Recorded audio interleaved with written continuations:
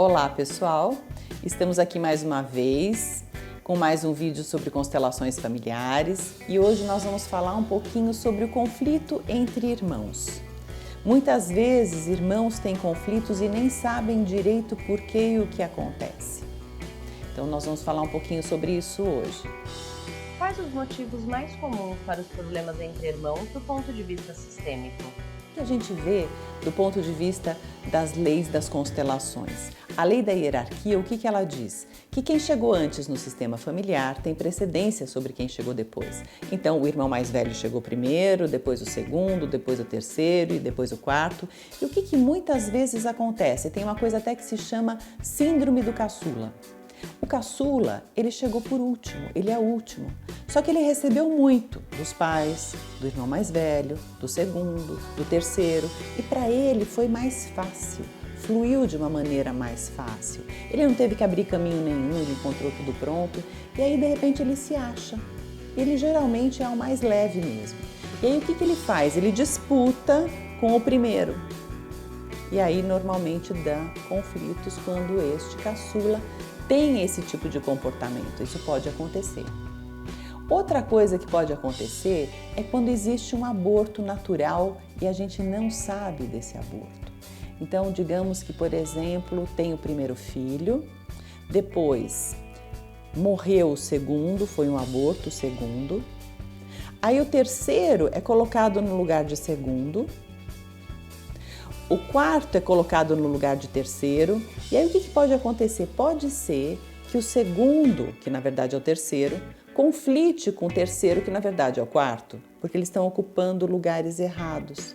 Então, muitas vezes a gente vê em constelação conflitos entre irmãos porque eles ocupam o lugar errado. De que forma os pais podem contribuir para a resolução desses problemas entre os irmãos? Bom, uma coisa que é legal, né? E isso a gente vê muito, ou pelo menos via, que tem assim, o primeiro filho, ele tem uma série de regalias. Então, por exemplo, ele pode sentar na frente e os outros sentam atrás. Ou ele escolhe que dia que ele vai sentar na frente e depois os outros podem ir também se revezando, isso não tem problema. Mas quando existe da parte dos pais também uma colocação no lugar, peraí, ele chegou primeiro, ele foi a nossa cobaia, isso também tem um valor para você poder ser mais leve. Então ele chegou primeiro, mas por quê? Só porque ele chegou primeiro? É, só porque ele chegou primeiro, da próxima vez venha antes, que ok. A gente começar a brincar um pouco com isso. Por quê?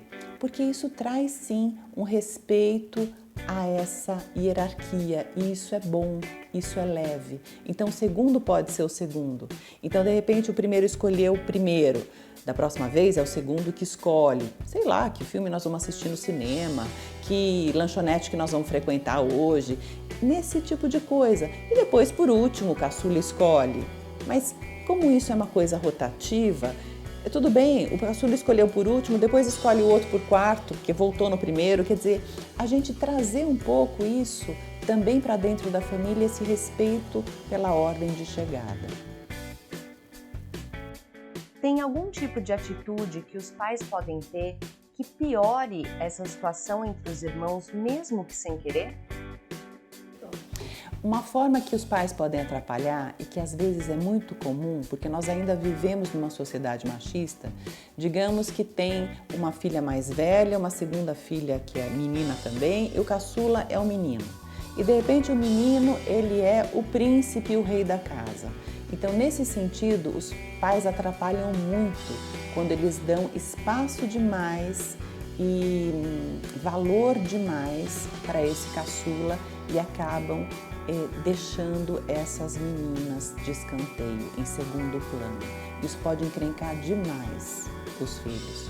Outra coisa que também às vezes encrenca, mas que também tem uma solução, por exemplo, eu tenho um caçula que ele é brilhante, ele é desenvolto, ele é um ótimo relações públicas e eu tenho um negócio que precisa de alguém assim. Só que meu filho mais velho, ele é fechadão, ele é tímido, ele não tem esse perfil. Mas pela hierarquia, ele teria direito a estar lá, digamos, com com mais propriedade, com mais direitos, né? Ele chegou antes, mas o caçula é que é brilhante nisso. Então, como é que a gente pode fazer para desencrencar isso? Ele tem o talento, ele fica nesse lugar, ele assume esse lugar, mas ele, como é o último, ele pede opinião para os mais velhos. Então, assim, os mais velhos também se veem contemplados no negócio da família, onde o caçula, ele presta contas, mesmo que esse caçula resolva, de última hora, fazer completamente diferente do combinado, porque isso é melhor para a empresa. Mas depois ele vem e fala, olha, gente, aconteceu assim, assim, eu tive que tomar essa atitude, mas onde ele respeita a hierarquia, aí tudo flui bem. É possível que o desentendimento aconteça por motivos distintos para cada parte envolvida? Não, é lógico que num vídeo assim rapidinho, né? É difícil a gente entrar nessas nuances todas, não é só isso.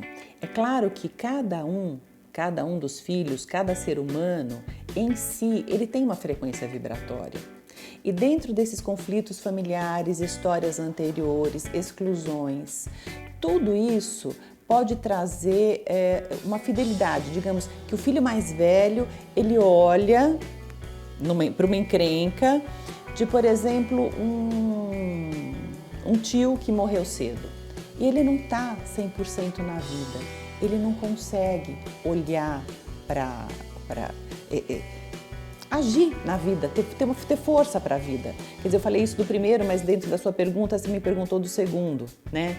Então, digamos que o segundo tem essa situação, onde de alguma forma ele cuida, entre aspas, para o sistema familiar dele, de uma exclusão, de alguém que morreu cedo, e ele não consegue deslanchar na vida.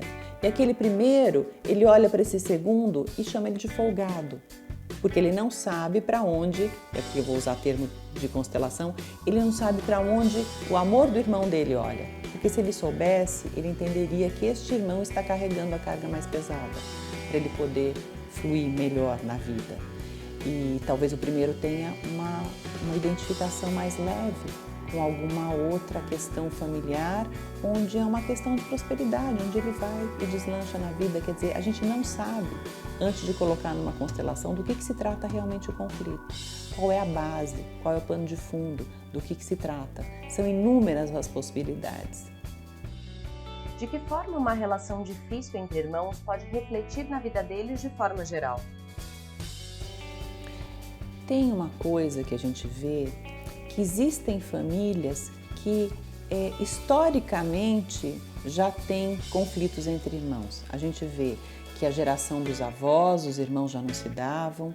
Depois, na geração dos pais, também, dos meus pais, eles não se dão, eles têm conflitos entre irmãos. E aí eu percebo que eu também tenho conflito com os meus irmãos. Então, isso é sistêmico.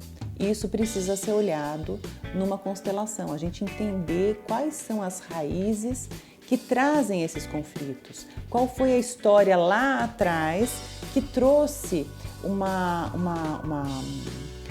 leitura de que eu não posso confiar nos meus irmãos. Quem é que não pôde confiar nos irmãos lá atrás? Aonde é que isso cabe? Que se aqui de verdade não existe um motivo real para isso. Como as leis sistêmicas podem auxiliar numa relação mais saudável entre irmãos? A lei da hierarquia é a principal delas nesses casos?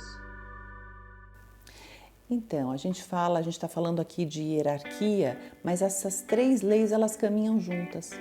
A lei do pertencimento, a lei da hierarquia e o equilíbrio entre o dar e o receber ou entre o dar e o tomar. Então, digamos que quando a gente fala em base do trabalho de constelação familiar, qual é a base desse trabalho? É devolver os filhos aos seus pais. Então, se eu faço esse trabalho de tomar posse da vida que veio através dos meus pais e eu faço isso de forma plena e os meus irmãos fazem também, as encrencas desaparecem. Tem uma questão como essa ou outra que queira resolver? Então eu convido todos vocês a virem constelar. Eu gosto muito de dizer, né? Venha ser leve, venha constelar. Resolva a sua questão. Às vezes é mais simples do que você imagina.